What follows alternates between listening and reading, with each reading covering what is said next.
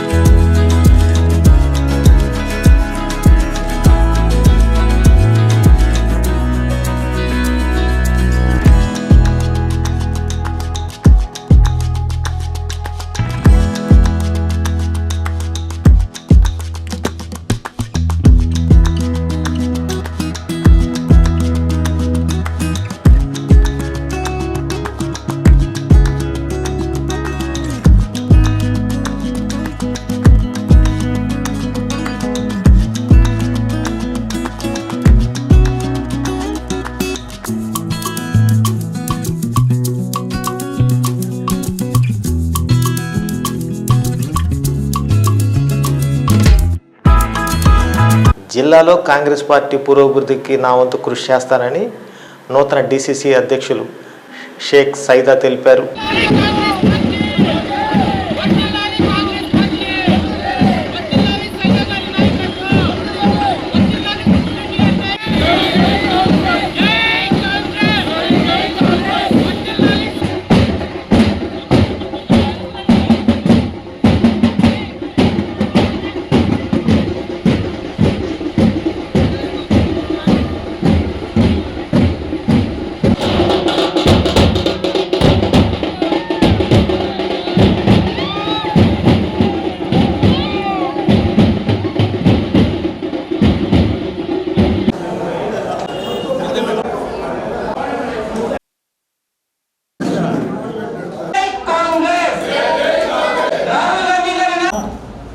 పశుపుత్రలాభం శతసంవత్సరం దీర్ఘమాయు శతమానం భవతి శతాయుష్ పురుష శతేంద్రియ ఆయుష్యేంద్రియ ప్రతిష్టతి పదవి.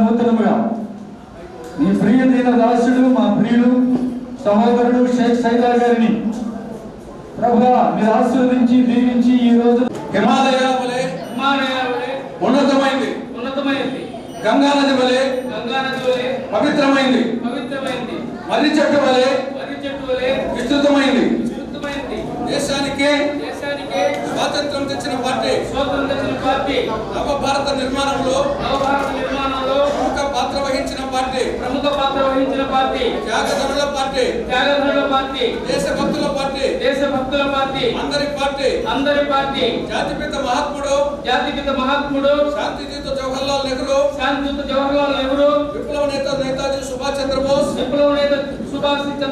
ముఖ్యమంత్రి సర్దార్ వల్లభాయ్ పటేల్ ముఖ్య మహిళ ఇందిరా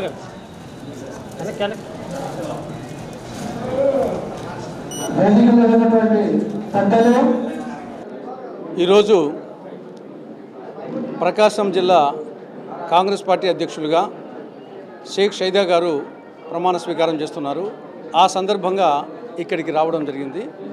ఇటీవలనే ఏఐసిసి అధ్యక్షులు మల్లికార్జున ఖర్గే గారు, మాజీ అధ్యక్షురాలు సోనియమ్మ గారు, రాహుల్ గాంధీ గారు, ప్రధాన కార్యదర్శి కేసీ వేణుగోపాల్ గారు, ఏపీసీసీ అధ్యక్షురాలు వైఎస్ రమలారెడ్డి గారు ఈ జిల్లాకు వచ్చేసి షేక్ సైదా ఆయన సమర్థమైన నాయకత్వం వహిస్తారనే నమ్మకంతో ఆయన వచ్చేసి నియమించడం జరిగింది. ఆ సందర్భంగా వారందరికీ నేను కృతజ్ఞత తెలియజేస్తున్నాను. సైదా గారు అలాగే నాగలక్ష్మి గారి వీళ్ళ నేతృత్వంలో అటు జిల్లాలో ఇటు నగరంలో కాంగ్రెస్ పార్టీ 3 పువ్వులు 6 కాయలుగా వర్ధిల్లుతుంది. చర్చిలో స్థానిక ప్రభుత్వాలకు ఎన్నికలు జరగబోతున్నాయి. జిల్లా పరిషత్తు, మండల పరిషత్తు, గ్రామ పంచాయతీలు, మున్సిపాలిటీసు, కార్పొరేషన్లు. ఈ ఎన్నికల్లో ఒక నిర్ణయాత్మకమైన పాత్ర పోషించే విధంగా మేము సీట్లు గెలవడము, కొన్ని సందర్భాల్లో మేమే అధికారంలోకి రావడము, లేదా మా సహకారంతో తప్ప మిగతా వాళ్ళ అధికారంలోకి రాని పరిస్థితి కల్పించడం అనేది ఒకటి. రెండవది, కేంద్రంలో కాంగ్రెస్ పార్టీ అధికారంలోకి రావడం, రాహుల్ గాంధీ ప్రధాని కావడం, అది జరగాలంటే పార్లమెంట్లో మెజార్టీ సీట్లు రావాలి. ఆ పార్లమెంట్ సీట్లలో ఒంగోలు పార్లమెంటు సీటు కూడా ఉండాలి. కాబట్టి ఒంగోలు పార్లమెంటు సీటు గెలవాలి, కేంద్రంలో కాంగ్రెస్ అధికారంలోకి రావాలి, రాహుల్ గాంధీ ప్రధాని కావాలి. ఇది రెండవ లక్ష్యం.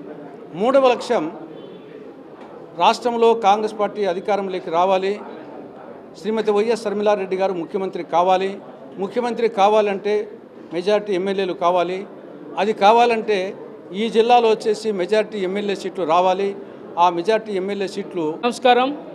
ఈరోజు కాంగ్రెస్ పార్టీ అధిష్టాన వర్గం మల్లికార్జున ఖార్గే గారు, రాహుల్ గాంధీ గారు, అలాగే మా పిసిసి చీఫ్ షర్మిలారెడ్డి గారు, పెద్దలు తులసిరెడ్డి గారు, అలాగే అన్న మస్తానులి గారు, అలాగే శ్రీపతి ప్రకాశం గారు, మిగతా రాష్ట్ర పెద్దలందరి సహకారంతో ఈరోజు నన్ను డిసిసి అధ్యక్షుడిగా నియమించినందుకు వారందరికీ కూడా మరి ప్రత్యేకంగా ధన్యవాదాలు తెలియజేస్తూ, నా మీద పెట్టినటువంటి గురుతర బాధ్యతను చిత్తశుద్ధితో నిర్వర్తిస్తానని, ఈ జిల్లాలో కాంగ్రెస్ పార్టీ పురోభివృద్ధికి నా వంతు కృషి చేస్తానని చెప్పి మీ ద్వారా తెలియజేస్తున్నాను. Thank you. జీర్ణకోశ వ్యాధికి సంబంధించి స్థానిక ఆస్టర్ రమేష్ హాస్పిటల్లో వైద్యులు అత్యాధునిక వైద్య చికిత్సను విజయవంతంగా నిర్వహించారు. హాస్పిటల్లో నిర్వహించిన మీడియా సమావేశంలో జీర్ణకోశ వ్యాధి నిపుణురాలు డాక్టర్ దివి విదేహ, డాక్టర్ తేజ చామల మాట్లాడుతూ, ఖమ్మంకు చెందిన 60 సంవత్సరాల వ్యక్తికి అన్నవాహిక లోపల వైపు నాళాలు ఉబ్బితే రేడియాలజిస్ట్ డాక్టర్ తేజ సహకారంతో ప్లగ్ అసిస్టెడ్ రెట్రోగ్రైడ్ ట్రాన్స్వీనస్ అబిలిటరేషన్ ప్రక్రియ ద్వారా రోగిని ప్రాణహాని నుంచి కాపాడినట్టు తెలిపారు. అత్యాధునిక చికిత్సా విధానాన్ని మొదటిసారిగా నిర్వహించిన వైద్యులను ఆసుపత్రి డైరెక్టర్ పోతినేని రమేష్ బాబు అభినందించారు. ఈ సమావేశంలో Aster hospital chief operating officer doctor Nalluri Nitin, CEO doctor Harikumar Reddy, medical superintendent doctor M Vamsikrishna, doctor Kalyani, doctor Elavarthi Karthik Chowdary తదితరులు పాల్గొన్నారు. నా పేరు డాక్టర్ హరి, ఇక్కడ సిఇఓని హాస్పిటల్కి. గత 4.5 సంవత్సరంగా ఇక్కడ వర్క్ చేస్తున్నాను. మనం ఎన్నోసార్లు ఇట్లా కలుసుకున్నాం. Unique cases, first of its kind ఈ ప్రకాశం డిస్టిక్లో కానీ ఈ జాగ్రఫీలో కానీ first of its kind cases ఎన్నోసార్లు చర్చించుకున్నాం. ఇక్కడ ట్రాన్స్ప్లాంట్స్ కావచ్చు, రేనల్ ట్రాన్స్ప్లాంట్స్ కావచ్చు, హార్ట్ రప్చర్ కేసు కావచ్చు, చిన్నపిల్లలకి కార్డియాక్ ఆపరేషన్స్ ఒక డిస్టిక్ లెవెల్లో ఒక ప్రోగ్రామ్ చేయడం కావచ్చు, ఇలాంటివన్నీ ఎన్నో సందర్భాల్లో మనం కలిసాము, గొప్పగా డిస్కస్ చేసుకున్నాము. I'm happy to announce that ఈ రీసెంట్గా there was one such patient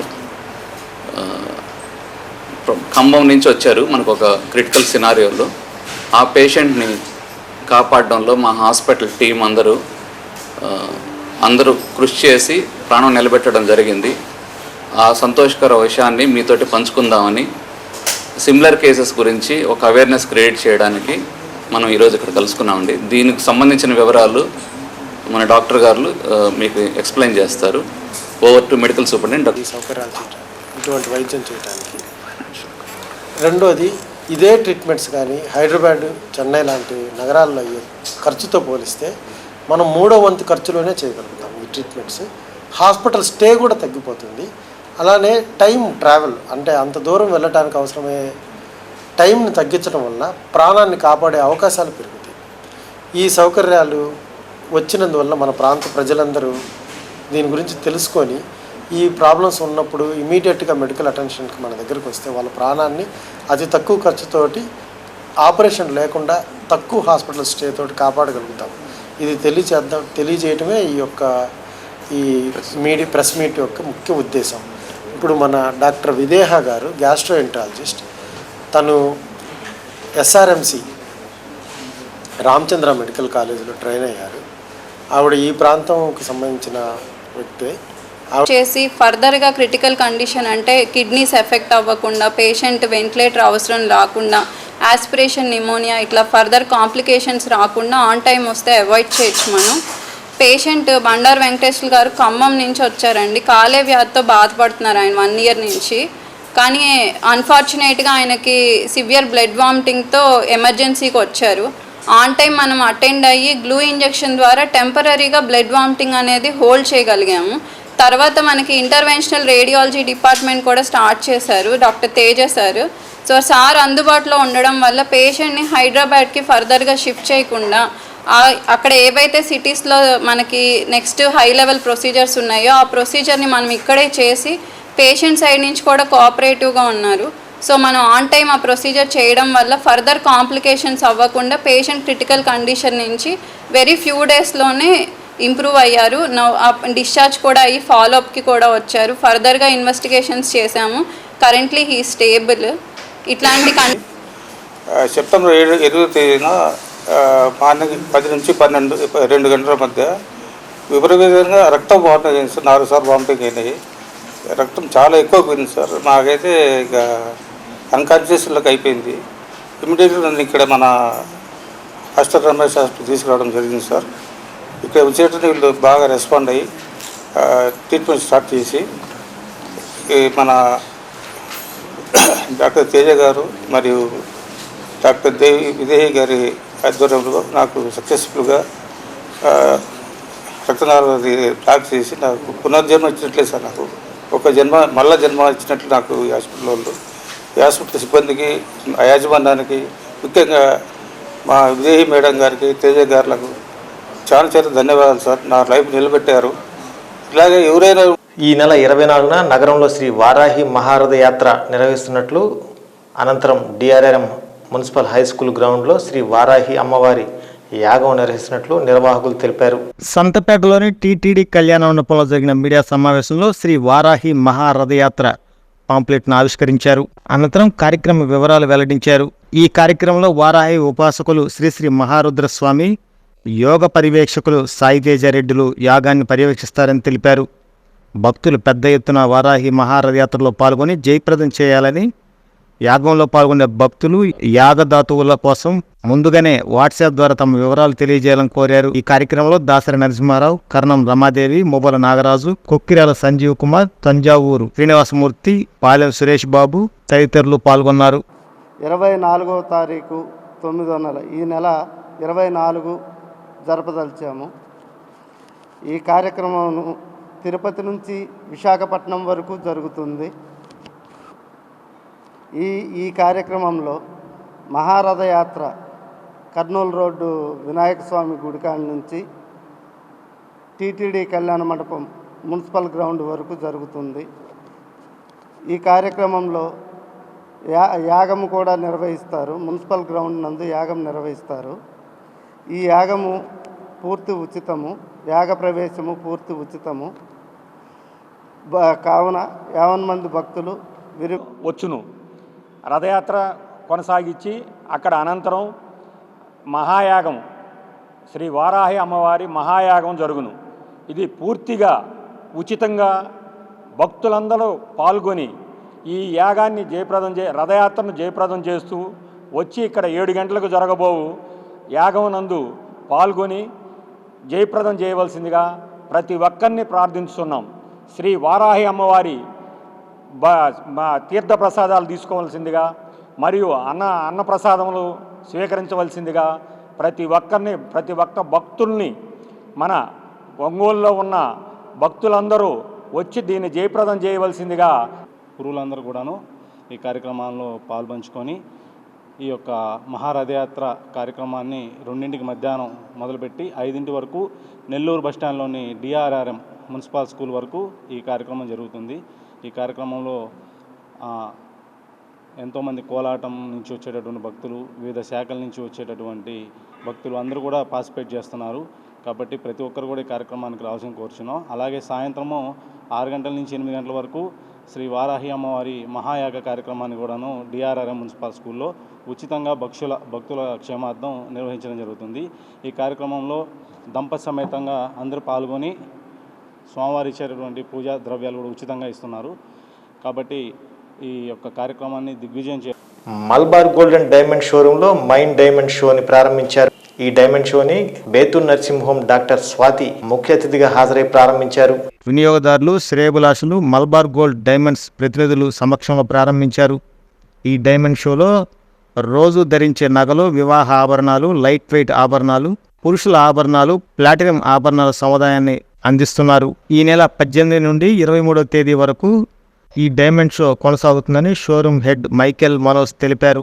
వినియోగదారులు కొనుగోలు చేయాలనుకున్న బంగారం విలువలో 10% ముందుగా చెల్లించి అడ్వాన్స్ బుకింగ్ సదుపాయాన్ని పొందవచ్చన్నారు. తద్వారా భవిష్యత్తులో పెరిగే బంగారు ధరల నుండి లబ్ధి పొందవచ్చన్నారు. ఈ ఆఫర్ ద్వారా నగలు కొనుగోలు చేసిన వారు బుక్ చేసిన రోజు ధర లేదా కొనుగోలు చేసిన రోజు ధర ఏ ధర తక్కువ ఉంటే ఆ ధర చెల్లించే సదావకాశం ఉందని తెలిపారు.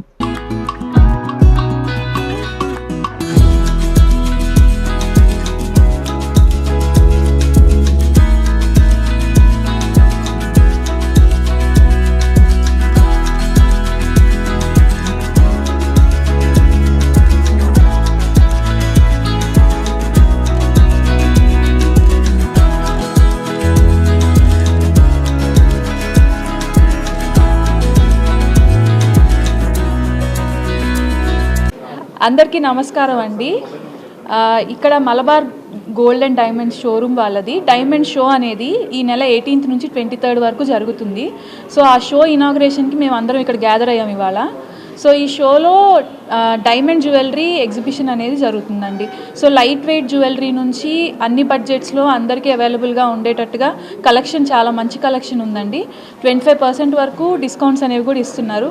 సో ఒంగోలు ప్రజలందరూ వచ్చి హ్యావ్ ఏ హ్యాపీ. ఈరోజు ఒంగోలులో ఉన్న మల్బార్ గోల్డ్ అండ్ డైమండ్ షోలో 18th నుంచి 23rd వరకు డైమండ్ షో అనేది జరుగుతుంది. చాలా బాగున్నాయి కలెక్షన్స్ అనేవి, మేమందరం కూడా వేసుకున్నాము. మంచిగా కలెక్షన్స్ అనేవి బాగున్నాయి, మీరందరూ వచ్చి విజిట్. ఈరోజు మలబార్ గోల్డ్ అండ్ డైమండ్ షాప్లో డైమండ్ షో జరుగుతుంది. సో 18th నుంచి 23rd వరకు ఆఫర్స్ ఉన్నాయి అండ్ డిస్కౌంట్స్ కూడా జరుగుతున్నాయి అప్ టు 25%. సో మేమందరం ఈరోజు ఇనాగ్రేషన్కి వచ్చేసాము అండ్ వీళ్ళ దగ్గర చాలా కలెక్షన్స్ అన్నీ చాలా బాగున్నాయి, గోల్డ్లో కానీ, డైమండ్లో కానీ అండ్ ఈవెన్ సిల్వర్లో కానీ. అండ్ మీరందరూ తప్పకుండా విజిట్ చేసి స్టోర్ని you can do a happy. నమస్కారం అండి. మనం ఇప్పుడు మల్బార్ డైమండ్ షాపింగ్లో ఉన్నాము. వెరైటీ ఆఫ్ కలెక్షన్స్ అనేవి జరుగుతున్నాయి ఇక్కడ. సెలబ్రిటీ వైడ్ నుంచి లోవర్ క్లాస్ నుంచి ఎవ్రీథింగ్ ఇక్కడ కలెక్షన్ జరుగుతుంది. సో మల్బార్ స్టోర్కి వచ్చి డెఫినెట్గా. అందరికీ నమస్కారం అండి. ఒంగోలులో మలబార్ గోల్డ్ అండ్ డైమండ్ షోరూంలో అనేది డైమండ్ షో అనేది కండక్ట్ చేయడం జరిగింది. ఈ ఎగ్జిబిషన్ అనేది మనకి 18th నుంచి 23rd వరకు అనేది ఈ ఓన్లీ ఒంగోలు షోరూంలో మాత్రమే ఉంటుంది. మనకి ఎవ్రీ ఇయర్ అనేది డైమండ్ షో అనేది లాంచ్ చేయడం జరుగుతుంది. దాంట్లో ఏంటంటే మెయిన్ మనకి లో కాస్ట్ నుంచి, లో వెయిట్లో నుంచి మనకి డిజైన్స్, కలెక్షన్స్ అనేది రావడం జరుగుతుంది అనమాట. ఈ నెంబర్ ఆఫ్ డిజైన్స్, కలెక్షన్స్ అనేది ఉంటాయి అందుబాటులో అందరికీ. అలాగే అప్ టు 25% వరకు డైమండ్పై డిస్కౌంట్ కూడా ఉందన్నమాట. ఈ అవకాశాన్ని అందరూ వినియోగించవలసిందిగా కోరుతున్నాను. వైసీపీకి మాజీ మంత్రి బాలినేని శ్రీనివాసరెడ్డి రాజీనామా చేసిన సందర్భంగా ఒంగోలు నగరంలో బాలినేని అభిమానులు సంబరాలు చేశారు. ఈ సందర్భంగా త్వరలోనే మాజీ మంత్రి బాలినేని శ్రీనివాసరెడ్డి జనసేన పార్టీలో జనసేన అధినేత పవన్ కళ్యాణ్ సమక్షంలో చేరనున్నారని ప్రచారం జోరుగా సాగుతుంది. ఈ నేపథ్యంలో ఒంగోలు నగరంలో వేడుకలు నిర్వహించారు. బాలినేని రాకతో ప్రకాశం జిల్లాలో జనసేన పార్టీకి మరింత బలం చేకూరుతుందని జనసేన ప్రకాశం జిల్లా ప్రచార కమిటీ కోఆర్డినేటర్ జడా బాలనాగేంద్ర యాదవ్ అభిప్రాయపడ్డారు.